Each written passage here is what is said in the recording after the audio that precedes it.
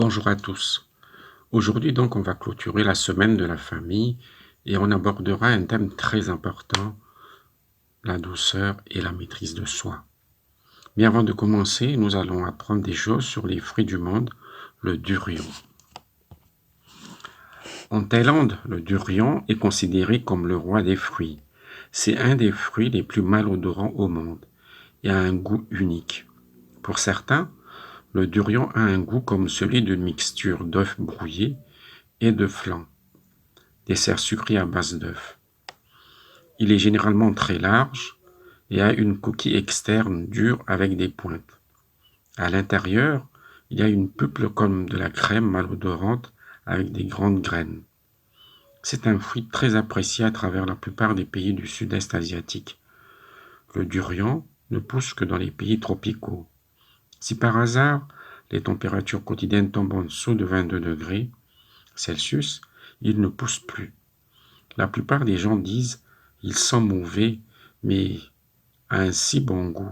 Cette réputation de mauvaise odeur n'a pas empêché plusieurs personnes d'apprécier son goût merveilleux.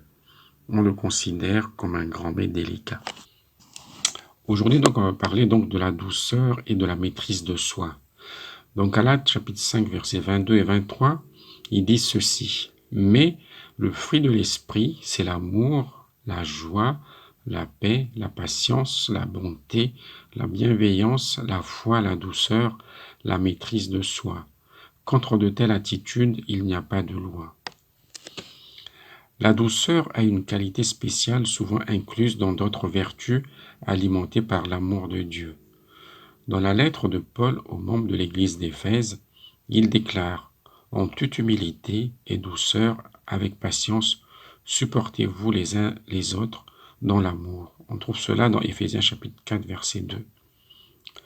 Constitués de juifs et de gentils et partageant un mélange d'idées et de coutumes conflictuelles, les Éphésiens reçoivent de Paul la déclaration que l'harmonie dans leur Église n'est possible qu'à travers la présence de Dieu. Fondamentalement, les croyants doivent être remplis de l'Esprit de Dieu pour exposer l'amour de Dieu à travers le fruit de la douceur, parmi beaucoup d'autres, et la maîtrise de soi, bien sûr. Comme l'Église d'Éphèse, chaque famille, même si les deux conjoints appartiennent au même groupe ethnique, a des différences d'opinion et des coutumes qui souvent s'opposent dans le processus de la négociation de la vie quotidienne. Pourtant, si nous sommes remplis de l'Esprit de Dieu, nous pouvons nous aussi communiquer avec nos familles par la douceur, plutôt que par des éclats de colère et d'ambition égoïste. Et puis, la maîtrise de soi qui s'explique d'elle-même.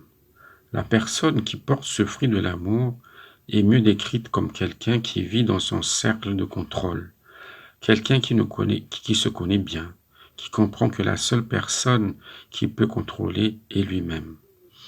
Dans nos familles, nous avons tendance à contrôler ce que les autres devraient faire, selon notre opinion, plutôt qu'à régler notre propre réponse sur ce que d'autres font. Ce que nous savons, en nous fondant sur les histoires de la Bible et aussi les conclusions de la recherche scientifique sociale, est que plus nous nous concentrons sur la gestion de notre réponse, être patient, bon et doux, comme résultat d'être rempli de l'Esprit de Dieu, plus nous connaîtrons la paix et la joie dans toutes nos relations.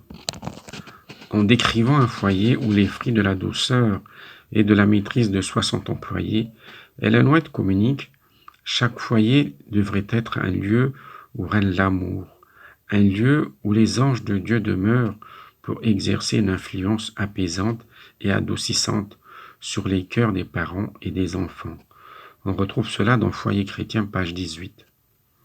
Pour cette raison, notre prière aujourd'hui est que chaque famille dans l'Église de Dieu fasse l'expérience d'une plus grande mesure de l'unité de la famille, parce que la présence de l'Esprit de Dieu chez les membres de votre famille produira le fruit de l'amour chaque jour. Amour exprimé par la joie, la paix, la patience, la bonté, la bienveillance, la foi, la douceur et la maîtrise de soi, alors que vous êtes en relation les uns avec les autres jusqu'au retour de Jésus. Aussi, cueillez le fruit de la douceur et de la maîtrise de soi aujourd'hui. Que Dieu nous bénisse aujourd'hui et chaque jour pour que nous marchions par l'Esprit et ensemble avec nos familles, que nous soyons prêts pour le prochain retour de notre Seigneur Jésus-Christ. Pour conclure, donc, je vous invite à prier avec moi. Père Céleste, tu es si bon et doux avec nous. Aide-nous aujourd'hui à mettre en pratique la douceur et la maîtrise de soi dans chaque situation, dans toutes nos relations. Au nom de Jésus. Je vous invite après à faire les activités prévues pour aujourd'hui. Merci de votre attention et bonne semaine.